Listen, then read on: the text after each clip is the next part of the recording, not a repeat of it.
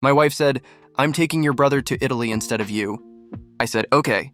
I'd been planning this trip for 3 years, learning Italian on my lunch breaks, saving every bonus, researching the village where my grandmother was born. It was supposed to be our 10-year anniversary trip. Hannah knew Italy meant everything to me since Nona raised me after Mom died. But Hannah had spent 5 years forcing me to rebuild a relationship with my alcoholic brother. The one who abandoned me at 8. The one who only showed up when he needed money. She guilt-tripped me whenever I set boundaries, saying I'd regret not forgiving him. So when she stood in our kitchen that Monday morning, casually mentioning she'd already swapped my ticket for his, my chest went hollow.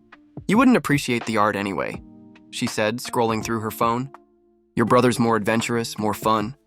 Like the Italian I'd learned, the cooking classes I'd taken, the tours I'd planned meant nothing." She smiled while explaining they'd been planning this for months behind my back. Every Sunday dinner, every time I shared my excitement, they were already stealing it from me. She expected me to explode, to prove I was the bitter husband she accused me of being. Instead, I grabbed my bag.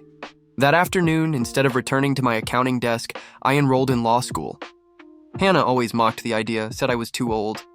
But I remembered who I wanted to be before I forgot. 4 years of night classes later, I made Dean's List. A retired attorney named Jackie mentored me, saw in me what Hannah never did. Meanwhile, Hannah's Italian dream trip unraveled. My brother drank through their money, got them kicked out of the Colosseum, and ran off with an Italian woman he'd been talking to online. Her messages from Rome were frantic. "I'm stranded. He stole my passport. Wire me money." I texted back, "Call your travel insurance." By then, I already had a scholarship, a mentor, and divorce papers ready in my briefcase.